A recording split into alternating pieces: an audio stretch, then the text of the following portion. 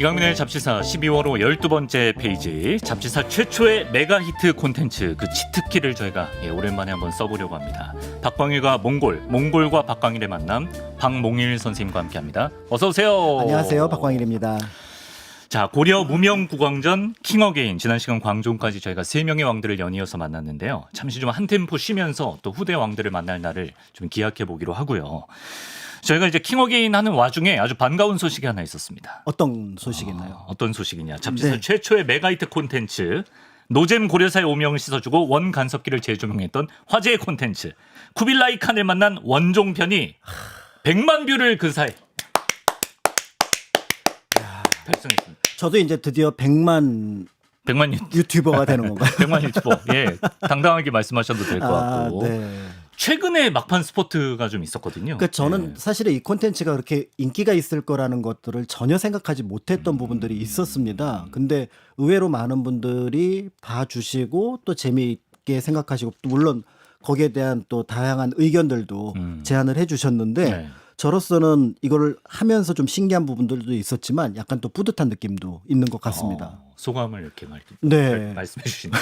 예. 축하드리고요. 예, 감사합니다. 감사드리고요. 네. 일단 선생님께서 재밌게 풀어주시니까 잘 나온 것 같고 또 이제 최근에 이제 몽골이란 나라에 대해서 호감도와 관심이 굉장히 커지면서 막판에 좀 탄력을 받지 않았나 싶은데 자, 마침 오늘 이제 들려주실 이야기도 대몽 항쟁기 속의 한 장면을 소개해 주신다고 들었습니다. 네, 지금 말씀하셨던 것처럼 최근에 한국에서 몽골에 대한 관심이 긍정적인 방향으로 굉장히 높아지고 있습니다. 맞습니다. 아무래도 몽골이 처한 처지에서 볼 때 자신의 나라에 영향을 끼치더라도 어떤 면에서 볼 때는 좀 덜 위협적인 그리고 또 나름의 발전을 보인 나라가 바로 한국이라는 점.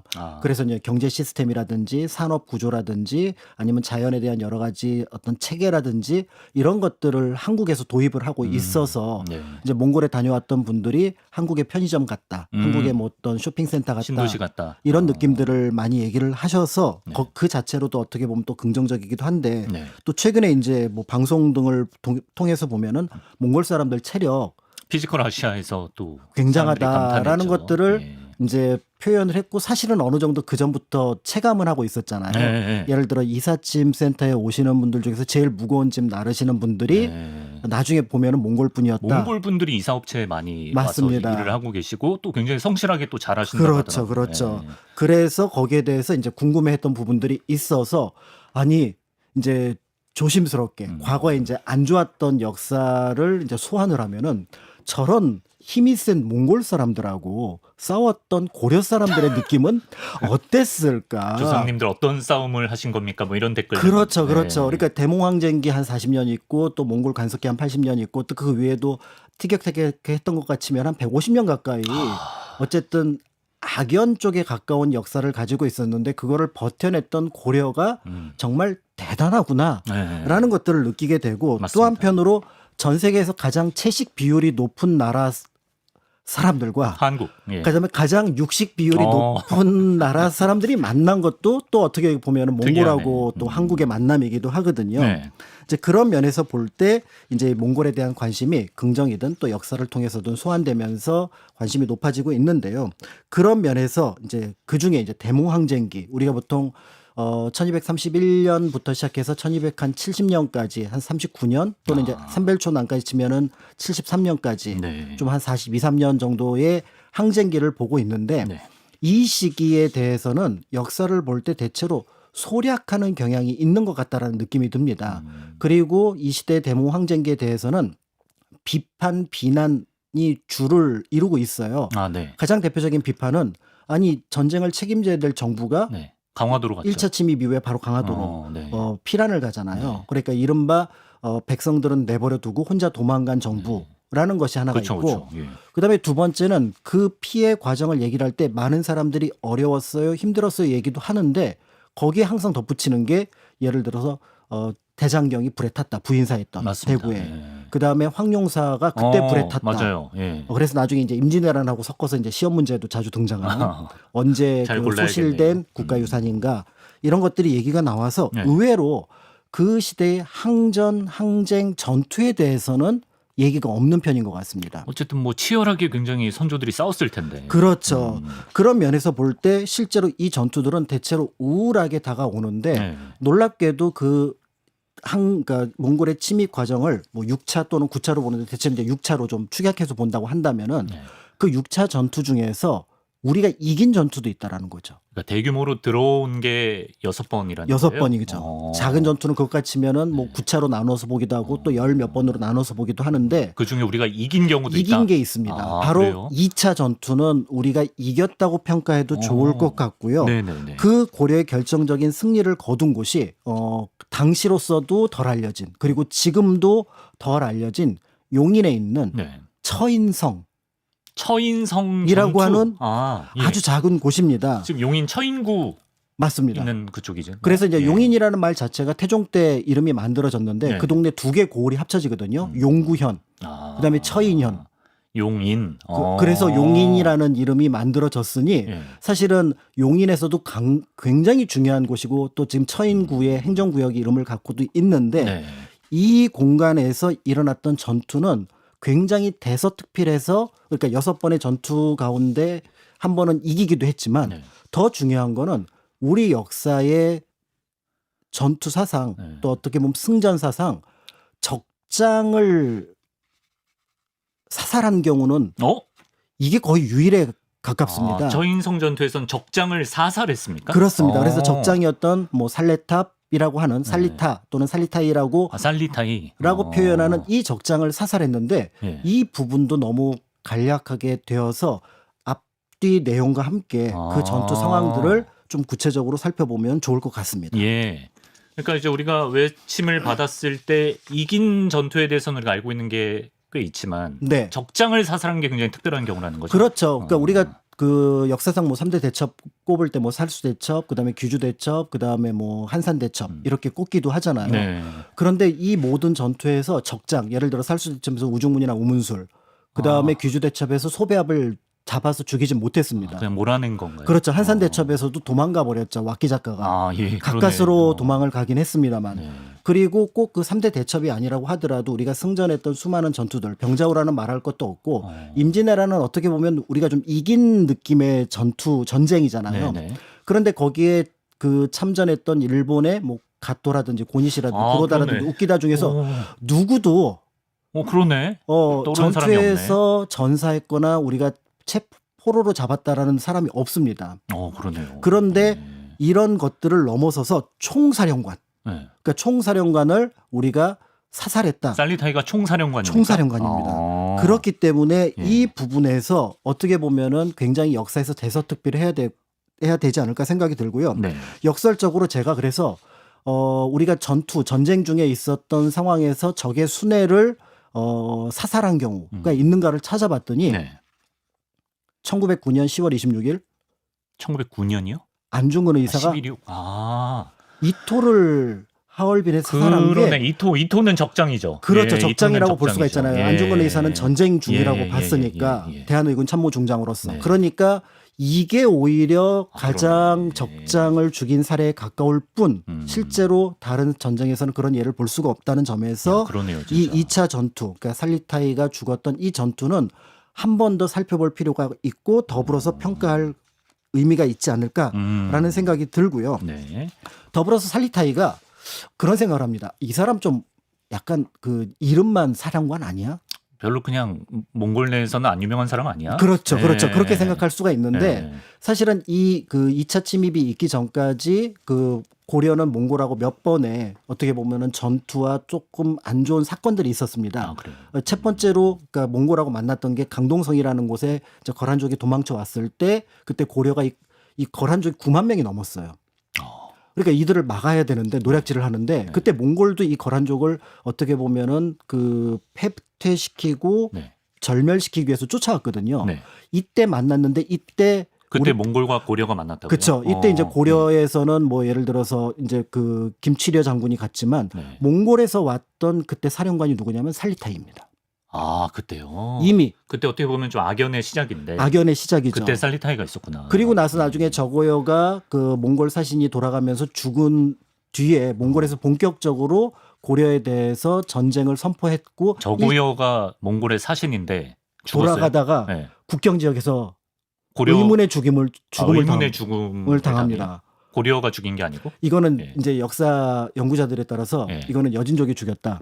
아니면은 아. 그 지역의 도적이 죽였다. 예. 아니면은 고려가 죽였을 수도 있다라고 아. 보고 있는 굉장히 복잡한 외교 문제인데 근데 고려가 약간 누명 쓰는 느낌인가요? 누명 썼다라는 느낌도 있지만 네. 저쪽이 의심할 수 있는 여지는 준 거가 맞습니다. 그래요. 그러니까 이제 그거를 빌미로 어. 너희가 우리에게 적대를 해? 예. 그러니까 사실은 저거야 그냥 뭐 일반적인 사신이 아니라 네. 우리에게 굉장히 많은 공물을 요구했던 마치 상국처럼 대했던 그런 사신입니다. 예. 그러니까 이제 고려로 볼 때는 정말 기분 나쁜 감정이 안 좋죠. 존재이기도 했는데 어쨌든 그 저고야가 죽은 걸로 1차 침입이 있었는데 아. 그 1차 침입의 사령관도 살리타이. 살리타입니다. 아, 그렇구나. 그러니까 예. 말 그대로 고려 전쟁에 관한 한 역전의 용사이기도 하고 네. 몽골 안에서도 굉장히 명망이 높은 장수다라는 것들을 알 수가 있는데요. 네. 그런 장군이 1232년 2차 침입 때 우리가 알고 있는 아. 이 처인성에서 죽음을 맞이했다라는 거는 네. 그 상대편에 있었던 우리 고려군 또 고려군의 지휘자를 한 번 더 보아야 될 필요가 있다라는 것들을 생각해 보게 되는 거죠. 그러네요. 좀 알아둬야 될 일단 배경을 짚어주셨는데, 그러니까 1차 침입 때도 있었던 살리타이, 총사령관 살리타이가 처인성 전투가 벌어졌던 2차 침입 때도 적장으로 참여를 했다가 사살을 당했다는 건데요. 처인성에서 용맹하게 싸웠던 우리의 선조들, 그리고 이제 말씀하신 우리의 지휘관 네, 김윤호 장군? 장군이라고 해야 되죠? 그렇죠. 김윤호 장군은 많이 들어봤죠. 그러니까 이제 김윤호 장군은 많이 들어보셨을 텐데 네네네. 일단은 그 2차 침입과 관련된 얘기들을 한번 살펴보시면 좋을 것 같습니다. 네. 앞에서 말씀드렸던 것처럼 이제 저고요가 죽고 나서 이제 1차 침입을 하게 되는데요. 이때 이제 살리타이 같은 경우가 들어오자마자 이제 그 여러 곳에서 공격을 받으면서 그러니까 어떻게 보면은 승리는 승리인데 네. 좀 찝찝한 승리. 그래요. 네, 그러니까 예를 들어 귀주에서 박서 장군에게 공격당해서 이기지도 못하고 도망가고 아, 뭐 이런 상황이었어요. 네. 그렇지만 전반적으로 전력이 고려에게 불리하니까 이제 고려 정부 쪽에서는 당시 최씨 무신 정권 시기인데 네네. 우리 그러면 왕을 그쪽에 입조, 그러니까 인사를 보낼 테니까 네. 이쯤 하고 물러가시죠. 라고 하니까 몽골로 볼 때도 사실은 전체 대륙의 영향 속에서 보면 고려는 그렇게 큰 규모가 아니니까 네. 일단은 물러납니다. 그 왕이 이제 우리가 알고 있는 이제 원종의 아버지가 되는 고종이 되는 거죠. 네. 그래서 이제 고종을 입조를 시키겠다라고 했지만 네. 이제 그때 최씨 무신정권 최후는 강화도로 긴급하게 강화도로 가자. 정부를 천도를 해버려요. 런을 쳤어요. 그러니까 이제 몽골에서 뭐야 니네들 우리랑 지금 협상하고 뭐 왕 보낸다더니 그래. 앞뒤가 다르네. 앞뒤가 다르네. 그러니까 이제 안 되겠다 싶어서 다시 대규모의 군대를 몰아서 들어왔던 게 2차 그게 침입인데 2차예요. 예. 그러니까 2차 침입이니까 네. 살리타이의 첫 번째 목표는 어디냐면 당연히 강화도 쳐야죠. 예. 그렇죠. 그래서 강화도를 공격해야 되는데 문제는 강화도를 잘 모르잖아요. 네. 그러니까 지나가다가 황해도 일대에서 변여라고 하는 고려의 관리 한 명을 사로잡습니다. 네네네. 그래서 기록에 따르면은 막 인두질하는 거 있잖아요. 고문. 네, 고문, 당근질이라고 그러는데 굉장히 괴롭혀서 너 강화도로 가는 방법 알아내. 너 고려 사람이잖아. 고려 관리잖아. 예. 라고 하는 강화도 가는 법을 뭐 그렇게까지 해서 알아내야 되나? 예. 되게 그때 독특한데 뭐 내비가 없으니까. 네, 그게 이제 나중에 예. 말씀드리겠습니다. 이게 네. 몽골군의 그 침략 전술 가운데 하나거든요. 그래요. 네. 예. 어쨌든 근데 변여가 이 몽골군에 부응하지 않습니다. 그렇게 고문을 받고 그렇게 힘든데도 니네들은 강화도로 못 가. 강화도는 네. 물길이 정말 센 곳이고 너네들의 지금 기술과 연예들이 준비한 상황으로는 강화도 못 가니까 포기해. 라고 변여가 고문을 당하면서도 변여가 고문을 당하면서도 그렇게 얘기를 하는 거예요. 나름 지켜주려고 한 거죠. 그렇죠. 강화도를 예. 지켜주고 자는 고려의 어떻게 보면은 관료로서의 역할을 최선을 다했다고 볼 수 있는데 예. 흥미로운 부분은 네. 이 내용을 그대로 살리타이가 받아들입니다. 사실로 믿었다. 현장에 있는 저 고려 관리가 저렇게까지 고문을 받으면서도 얘기하는 것들은 거짓일 리가 없다. 그렇다면은 살리타이는 이제 두 번째 계획을 세우는 거죠. 네, 강화도 직접 치지 않고 강화도를 직접 치지 않고 고립시키겠다. 고립시키겠다. 그러면은 황해도 그다음에 경기도 충청도 일대에 네. 바닷가 마을들과 그 동네 큰 고을들을 무력화시키면은 그러면은 강화도는 고립될 거 아니냐. 내륙과 단절이 된다. 그렇죠. 그런 면에서 강화도로 물길이 닿는 예성강, 한강 또는 때에 따라서 다른 강들이 지나가는 그 네. 곳들에 큰 고을들을 공격하는 식으로 네. 전술을 바꾸게 됩니다. 구체적으로 어떤 고을을 공격했습니까? 일단은 그 몽골군은 적들에게 공포감을 심어주기 위해서 별동대를 먼저 파견을 하는데 이 네. 별동대가 먼저 경상도 일대로 침입을 해서 들어갑니다. 경상도. 그래서 경상도로 들어갔는데 대구 일대 부인사라는 절에 있었던 네. 대장경이 이때 불에 타요. 그래서 새로 만든 게 지금. 우리가 알고 있는 팔만대장경. 오케이. 예. 이렇게 이제 만들어지게 되는데 네네네. 그런데 이제 본대는 큰 고을들을 하나씩 무력화시킵니다. 네. 그래서 이제 개성을 지나서 개성 남쪽에 보니까 큰 무슨 산이 있는 거예요. 그래서 예. 여기가 뭔가 봤더니 한양산성이래요. 한양산성. 지금의 북한산성 일대.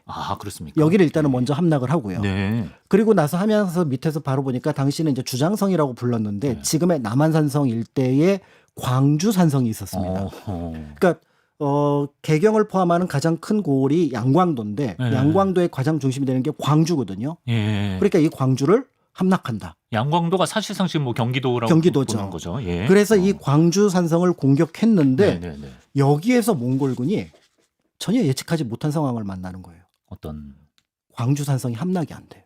광주산성이. 천하의 몽골군이 네. 거기에 있었던 이세화라는 사람의 기록에 따르면은 네. 뭐 석 달, 넉 달 이렇게 표현을 하지만 실질적으로 한 2달 정도로 추정이 되는데 10월부터 12월까지 네. 이 2달 동안 광주산성을 공격했는데 꿈쩍을 안 하는 거예요. 2달 동안 난공불락이다. 네. 이세화는 광주 부사였군요. 그렇죠. 예. 이세화는 이제 당시 광주 부사였었는데 당시 광주산성에 대한 기록이 명확하지 않은데 그분의 묘지명이 발견이 됩니다. 근데 그 네. 묘지명에서 자기가 광주산성에서 승전을 네. 아주 자세하게 쓴 거예요. 어. 그 덕분에 네. 지금 제가 말씀드렸던 것처럼 이제 2달에 걸쳐서 이제 광주산성 공격했는데 실패했다. 실패했어요. 예. 이렇게 되니까 이 여기서 변수네. 여기서 이제 고민이 몽골의 이제 고민이죠. 살리타이의 고민이 이 광주산성도 지금 함락이 안 되고 그다음에 정부는 지금 강화도로 도망갔고 네. 이때 그런데 뜻밖의 조금 더 서남 쪽에 있는 정말 작은 고을인 당시로선 처인 부곡, 처인성이 있는 그곳으로 공격해 들어가게 되는 거죠. 그 정말 작은 성이군요. 네, 심지어는 그 처인 현이 아니라 처인 부곡이에요. 처인 부곡. 우리가 국사 시간에 배웠던 향소 향소 부곡. 향소 예, 부곡. 그래서 좀 천한 사람들이 살았던 특수 행정구역. 천한 사람들이 살았던 특수행정구역. 예, 그래서 이제 주로 부곡민은 농사를 짓는 사람들이지만 네. 연원이 어떤지는 모르지만 약간 천한 사람들이 살아서 그렇구나. 세금의 비율이 좀 더 높았던 그런 고을이니까 처인 부곡도 그런. 그렇죠. 부곡이에요? 그래서 정부에서 볼 때 예. 예를 들어 이제 그 몽골군이 쳐들어오는데 좀 중요하다 싶으면은 방호 별감을 파견하거나 어떤 군사 지휘관을 파견해서 지키도록 하거든요. 그랬겠죠. 예. 근데 처인 부곡은 아예 그래. 몽골이 됐던 고려 정부가 됐던 관심이 없는 네. 조그만 고을이었을 거예요. 네. 그런데 거기로 뜻밖의 쳐들어가게 되는데요. 진짜 뜻밖이네요. 몽골이 왜 그런 작은 천시 받던 사람들이 사는 처인 부곡이 있는 처인성을 왜 타격했을까요? 그러니까 이제 이게 역사 연구자들의 가장 큰 고민이었어요. 음. 아니 광주성이 안 되면은 그 밑에 그 충주라든지 음. 아니면 다른 큰 고을을 공격을 해야 되는데 네네. 왜 처인성으로 갔을까라는 것들에 대해서 고민을 하게 되는데 뭐 처인성을 뚫는다고 광주산성이 뚫리는 게 아니잖아요. 그렇죠. 그럼 왜 그랬을까요? 그렇기 네. 때문에 이제 이 부분은 이제 직접적인 기록이 없으니까 살리사이가 내가 왜 처인성을 공격했다 이게 나와 있으면 제일 좋은데 예. 그게 없는 상황이면은 이제 당시 전투의 상황과 더불어서 몽골군의 기본적인 그 전쟁에서 어떤 수행 방식을 치렀는지 이 두 개를 결합해서 볼 때 이제 비로소 이제 그거를 볼 수가 있는데요. 그래요. 예. 널리 알려진 것처럼 이제 몽골군, 그 몽골 제국을 만들었던 몽골군의 전투력은 굉장히 탁월한 것으로 알려져 있습니다. 네. 그래서 이 몽골 제국의 전투력은 그 전까지 있었던 거란과 여진이 가지고 있었던 유목민족의 전투 체계를 아주 정교하게 정립했다라는 평가를 받게 되는데요. 네. 실제로 이제 몽골군은 잘 알려진 것처럼 그 남쪽에 있는 농업 국가와는 다르게 각각의 부족들이 다 따로 있잖아요. 그러니까 이 부족장들을 하나 불러서 먼저 대규모의 전쟁을 준비할 때 네. 2년 전에 한번 부릅니다. 그래서 노얀이라는 사람들을 불러갖고 그러니까 몽골에서 열는 그 최고 순회층의 회의를 쿠릴타 또는 쿠릴타이라고 하거든요. 쿠릴타이. 선생님이 알려줬어요. 네. 태무진도 그때 추대되고. 그렇죠. 이 쿠릴타이가 굉장히 중요한 회의가 되는데 여기에서 대규모 원정에 대한 논의를 하게 되는데 각 부족의 장이었던 노얀들이 오게 됩니다. 그래서 이번에 우리 고려를 쳐야겠다. 네. 공격해야겠다. 네. 여러분의 생각은 어떠냐? 그러면 이제 노얀들이 거기서 바로 응답을 하는 것이 아니라 네. 자기 부족으로 돌아가요. 자기 부족으로 돌아가서 네. 지금 예를 들어서 대군장이 칸이 네. 대칸이 지금 고려를 치자고 한다. 당시 이제 오고타이였거든요. 네. 그러면은 이 오고타이가 치자고 하면은 우리는 어떻게 해야 되느냐? 그러면 이제 각 거기 실무 군인들이 네. 이제 의견을 올립니다. 네. 고려는 센 나라니까 이번엔 피하심이, 아니면은 고려는 좀 위험하니까 피하심이, 아니면은 이제 공격할 때는 고려는 산이 많으니까 어떻게 하심이. 그럼 그 데이터를 가지고 2차 쿨일타를 하는 거예요. 야, 약간 좀 군대 안에서는 약간 좀 민주적인 느낌이 나네요. 그렇죠. 예. 왜냐하면은 효율성이 중요하고 실적이 중요하기 때문에 형식보다 이런 것들을 더 중요하게 생각을 했고요. 네. 이런 과정 속에서 그것이 다시 전체 쿨일타이가 열리게 되면은 이때는 앞에서는 우리가 이렇게 갈 거야라고 했지만 어떻냐로 물어봤잖아요. 네. 이제 두 번째 의견이 들어오면 그걸 취합을 합니다. 예. 칸 측에서 취합을 해서 네. 침공 계획서를 만들어요. 야, 엄청 전략적인 치밀하고. 그렇죠. 이게 기세로 물어봐치는 게 아니라. 기세로는 이제 현장을 봤을 때 느낌이고, 예. 그래서 침공 계획서를 네, 만들어요. 취합해요. 그래서 그 거기서. 침공 계획서가 만들어지면은 네. 이제 몇 가지 조처가 취해지는데, 첫 번째는 침공할 장소인 고려에 먼저 스파이를 파견합니다. 아, 스파이를 먼저 보내요? 네. 그래요? 그 첫 부대보다 먼저 스파이들을 보내서 네. 현지 상황이 어떤지, 우리가 침공할 만한 분위기를 만들 수 있는지, 또 때에 따라서는 적진 안에서 회유를 하거나 아니면 일부의 폭동을 일으킬 수 있는지, 야. 이런 부분들을 먼저 보내고요. 야. 두 번째는 대규모의 몽골군은 기본적으로 보병이 없는 군대잖아요. 기마병이죠. 기병이잖아요. 예. 그러니까 이 몽골에서 고려에 이르는 침략로에 있는 초원지대는 여기에 방목을 금지시킵니다. 아, 왜죠? 말이 지나가면서 먹어야 되잖아요. 아, 그럴 때 다른 방목을 다 금지시키고 네, 자기들 그러니까 다른 말리 부족들의 먹어야 되니까. 하고 전말을 아. 전투에 참여하는 말들을 먹여야 되기 때문에 거기 풀들은 모두 놓아두게. 예. 이렇게 해서 이제 진행을 하게 되고요. 약간 보급 해결된 느낌이네요. 그렇죠. 이제 현장 보급만 해결하면 되는 네, 거니까. 네, 네. 그다음에 이제 전투에 나서서는 현장에 도착을 하게 되면 이제 50기가 한 단위로 묶이는데 50마리의 말과 기병이 네. 이제 묶이게 되는데, 먼저 항상 50명이 움직인다고 하더라도 몇 명은 척후대로 보내는데 이틀 간격으로 보냅니다. 이틀 간격. 예, 그래서 이 유목민족이 제일 두려워하는 게 기습이거든요. 네. 그리고 잘 모르는 동네에 가는 거잖아요. 네. 그러니까 이거 복병 이런 것들을 조심해야 되니까 먼저 이틀 전에 척후대를 먼저 보내고, 그리고 이제 본대가 움직이게 되는데, 이때 그 하는 방법이 바로 뭐냐면, 척후로 파견된 사람들의 역할이 뭐냐면은 네. 현지에 도착해서 현지인을 잡는 겁니다. 아, 현지인을 잡아서 정보를 빼내는 거예요. 왜냐하면은 아무리 여기에서 얻은 정보가 세밀하다고 하더라도 현지인 정보는 없잖아요. 아까 그 강화도 갈 때 물어본 변여. 사람, 고문당한 사람, 변여. 맞습니다. 변여를 잡았던 이유가 그건 거예요. 아. 그러니까 이제 변여만 잡은 게 아니라 네. 몽골군으로 볼 때는 크로스 체크를 했겠죠. 여러 사람을 물어봤는데 네. 동일한 대답이 나왔으니까 변여의 말은 믿었다. 옳다. 그럼 여기서 우리가 굳이 무리하게 뭐 배를 증발해서 강화도로 가는 것은 이 전투의 승산이 없다라는 걸 파악을 한 거예요. 변여 잡고 한 것도 나름의 어떤 전쟁 매뉴얼대로 한 거죠. 전쟁 매뉴얼에 들어간 겁니다. 그러니까 그냥 들어간 게 아니고요. 그러네요. 예. 자, 그리고 나서 이제 적의 성을 만약에 이제 함락을 하게 되면은 네. 성 안에 머물지 않습니다. 그럼요. 왜냐면은 성 밖으로 쫓겨났던 적군들이 다시 성을 공격하면은 고립돼 버리죠. 아, 그렇지. 반대로. 예. 자신들은 기병 중심이니까 보병 중심의 전략은 이겨낼 수가 없거든요. 그러니까 성을 함락하더라도 성 밖에 머뭅니다. 아, 성 밖에요? 네, 어차피 성은 비어 있네. 어차피 말들 가져왔고 천막들 네네네. 가져왔으니까 네. 그래서 그걸 가지고 하고, 그리고 이때 기습에 대응하는 가장 좋은 방식이 뭐냐면 네. 사냥개를 이용하는 거예요. 사냥개를 이용해요? 엄청나게 개를 많이 다녀요. 아, 진짜? 네. 그래서 어떤 기록에 네. 따르면 몽골군이 1만 명이 움직였는데 개가 5천 마리입니다. 와, 아니 그 말 옆에 개 묶어서 그렇죠. 데리고 가는 그러니까 몽골군 한 명이 보통 말을 한 7필을 가지고 다니니까 네. 거기 뒤에 개 2마리가 또 있는 셈. 그리고 7필 중에 2필은 항상 안장까지 채워서 언제든지 출동 가능한. 예. 그러니까 지금으로 치면은 이제 엔진 걸어놓은 자동차 그렇죠, 같은 그렇죠. 예. 그런 느낌으로 움직였다고 보니까 여러 필이 있으니까 쉬지 않고 갈 수 있다는 거죠. 그렇죠. 예. 그러면은 우리가 알고 있는 어지간한 기습을 한다고 하더라도 일단 척후에 걸리거나 아니면 그리고 본대가 흩어져 있으니까 어떤 지역을 기습해도 효과가 없거나. 사냥개의 역할은 뭐예요? 사냥개는 뭐예요? 적군이 쳐들어오면 짓는다. 짓는거나 때에 알려준다. 따라서는 적을 공격하거나. 공격하기도 하고. 그러니까 몽골의 사냥개가 황색이나 흑색이었는데 네. 특히 눈썹이 짙어가지고 멀리서 보면 내 눈처럼 보인다는 눈이 네 개의 느낌. 그런 느낌으로 굉장히 용맹했다라고 알려져 있습니다. 네. 이게 몽골의 어떤 전체적인 전쟁 매뉴얼.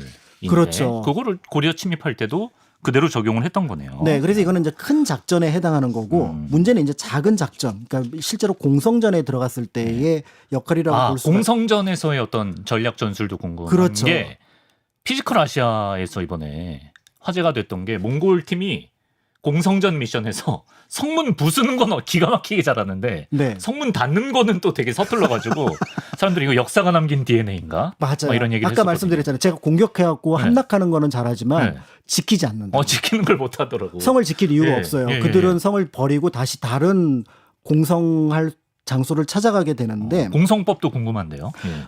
공성법 같은 경우는 가장 기본적인 게 우리가 알고 있는, 그러니까 성문을 직접 충파기, 그러니까 충동기라고 해가지고 성벽을 공격할 수 있는 어떤 기계를 만들거나 1205년이 지나면서부터 몽골군은 뭐를 쓰기 시작하면 대포를 쓰기 시작합니다. 그렇습니까? 대포를 전략적으로 써서 금나라 공격할 때는 대포를 앞세워서 그걸 가지고 성벽이나 성문을 깨는, 그러니까 우리가 알고 있는 이 대포는 현장 가서 터지는 게 아니라 돌이나 쇳덩이를 날려서 이제 적을 벽을 파괴하는 네. 이제 그런 것이 되고요. 그다음에 이들은 항상 가죽이 많잖아요. 가죽 많죠. 네, 그 가죽으로 동굴을 만듭니다. 동굴이요? 네, 왜냐하면 성벽 공격할 때 위에서 제일 먼저 공격하는 게 불이나 그다음에 기름으로 공격을 하잖아요. 근데 가죽으로 요만하게 어떻게 보면 방어할 수 있는 시설을 만들어서 들어가면 그것 자체가 임시 동굴이 돼요. 약간 뭐 텐트처럼 이렇게 그렇죠. 치고 다니나 보다. 텐트처럼. 그러면은 적이 공격할 때 큰 돌이 아니고서는 그렇죠. 뭐 바위를 이들을 던져야겠네. 무력화시킬 수 없고 예. 만약에 적이 큰 바위를 한다? 그러면 터널을 뚫죠. 터널을 땅으로요? 땅으로 뚫습니다. 기가 막히네. 그리고 만약에 이 터널을 뚫는 게 우리나라 같은 경우는 산지 지형이기 때문에 어려운 경우가 많아요. 예. 그럴 때는 성벽의 어느 한 부분에 그 밑부분만 팝니다. 아까 그 가죽 쓰고 들어가서. 그러면은 파면은 어떤 성벽도 생크 탈출해서 하나- 숟가락으로 예. 긁듯이 한 부분만. 그러면은 예. 이 성벽의 한 부분이 무너지잖아요. 그렇죠. 그러면은 예. 그 안으로 들어가게 되고 그다음에 이제 마지막으로 예. 그때 이제 기름을 쓰게 되는데 이때 이제 기름이 좀 잔인한 기름. 그러니까 사람, 몽골이 기름을 쓴다는 예, 거죠? 예. 불이 화공으로 할 때 예. 사람 기름을 써요. 사람 태워서? 예. 사람 몸에서 나오는 기름을 가지고 야. 적을 화공으로 공격을 하고, 그리고 전쟁에 나서면 초기에는 예. 그들이 얘기했던 것처럼 어른이든 아이든 남자든 여자든 예. 모두 죽여라. 죽인다. 아. 근데 모든 성에서 그랬던 것 같지는 않습니다. 예. 그러니까 초기에 공포심 그리고 이 소문이 다른 곳으로 퍼져나가도록 해서 예. 싸우지 않고 항복하도록 만드는 것. 그렇죠. 이게 이제 공성의 핵심이었거든요. 사람 기름 태우는 거는 화공도 화공인데 그 자체로 너무 공포스러울 것 같아요. 그렇죠. 예, 진짜. 그런데 예. 이 사람 기름을 쓰게 되는 것과 처인 부곡을 공격했던 것과 일정한 연관성이 있는 거예요. 그렇지. 우리 지금 그 얘기하고 있었죠. 왜 작디작은 처인성을 쳤는가? 그렇죠. 어떻게 연관이 있죠? 예. 그래서 현재 가서 그 공성전을 할 때 아. 가장 중요한 매뉴얼 가운데 하나가 뭐냐면은 예. 주변에 있는 작은 성이나 마을을 공략하라예요. 지금 그 기름으로 쓸 사람 잡으라는 거예요? 포로를 잡으라는 거예요. 그 작은 성에서. 네, 그래서 매뉴얼에 따르면은 이거는 이제 연구자에 따라서는 그 매뉴얼이 좀 과장됐다라고 표현을 하는데 기병 하나당 네. 적의 포로는 무조건 10명을 잡아라.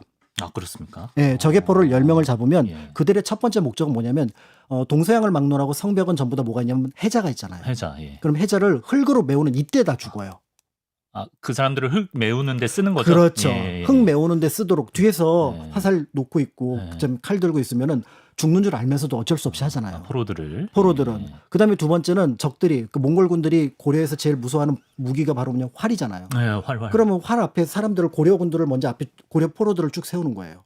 방패네, 인간 방패. 그렇죠. 그러면은 소수의 몽골군들은 네. 보호가 되는 거잖아요. 예. 인간 방패로 만들고 그리고 나서 그 죽는 거에 대해서는 전혀 신경 쓰지 마라. 그러니까 그러네.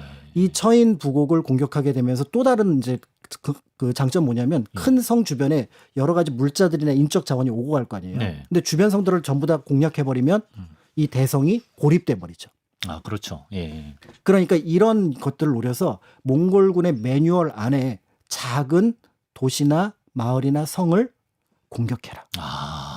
그러니까 광주성이 안 되니까 그러면 거기에 필요한 포로도 확보하고 네. 또 거기에 필요한 여러 가지 어떤 정보도 얻고 그다음에 광주성도 고립시키고 고립시키고. 예. 하기 위해서 처인 부곡으로 들어간 것이 아닐까라고 그렇죠. 지금 추정을 하고 있는 거죠. 살리타이나 몽골군이 남긴 기록은 없지만 우리가 몽골의 전술을 봤을 때 이렇게 한번 유추해 볼 수가 있겠네요, 진짜. 예.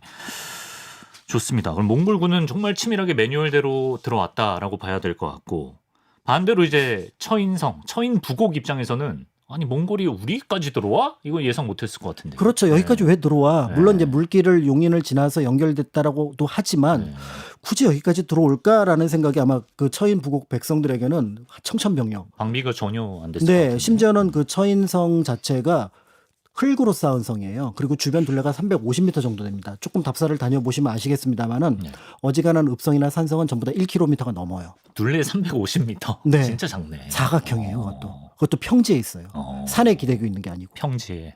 그러니까 너무 약한데요. 예. 그 얘기는 뭐냐면 이 성은 누군가 공격하면은 금방 함락당할 걸. 그렇죠, 그렇죠. 예. 라는 느낌을 가졌던 거죠. 그런 면에서 이 처인 부곡 사람들은 아마 절망에 빠졌을 것 같은데 그랬겠죠. 예. 그런데 여기에 정말 특별한 인물이 들어와 있었던 거죠. 바로 김윤우 장군인가요? 네. 아, 이 처인 부곡 근처에 백현원이라고 하는 조그만 절이 있었던 걸로 보이는데 예. 그 절의 주지였던 김윤우 스님이 스님들하고 같이 여기로 같이 숨어든 거예요. 김윤우 장군이 승려예요. 승려예요. 스님이에요. 좀 승려 같지 않은데요? 아 그러니까 저거는 이제 나중에 그 벼슬을 받고 무장으로서 고려 관리가 되었을 때의 모습을 염두에 둔 아. 표준 영정이고 표준 영정이고. 처인성 전투를 보면 스님이 계세요.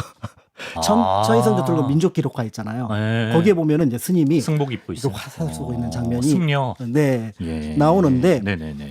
짐작할 수 있는 것처럼 고려시대 스님들은 그 평민 이상의 신분을 가져야지 보통 높은 신분이어야지 승려가 될 수 있습니다. 아 그렇군요. 예. 그렇기 때문에 이 김윤호라는 사람이 일단은 처인 부곡 사람들하고 비교해 봤을 때 조금 높은 위치에 있었다는 걸 볼 수 있고 네.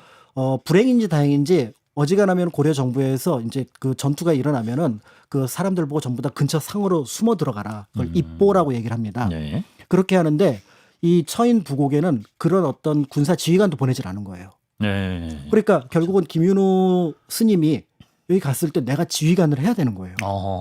그렇죠. 그래서 어쩔 수 없이 네. 자, 그 우리가 갖고 있는 게 뭡니까? 네. 그러면은 거기 화살, 거기 창, 여기 돌, 네. 뭐 이런 것들을 가지고 이제 부대 배치처럼 네. 사람들 뭐 민군이 있었을까요? 거의 민을 중심으로 민병대. 민병대 중심으로 예, 예, 예. 이렇게 이제 어떻게 보면은 이제 맞섰을 것 같은데 예. 그 중에 이제 몇몇 좀 활을 잘 쏘는 사람들이 있었던 네, 것 네, 같고 네. 그 활 쏘는 사람들 사이에서 김윤호 장군이 지휘하는 과정 속에서 네. 무시하고 네. 또 때에 따라서는 광주성을 공격하기 위한 방편으로 삼았던 처인 부곡에 왔던 적장 살리타이가 예.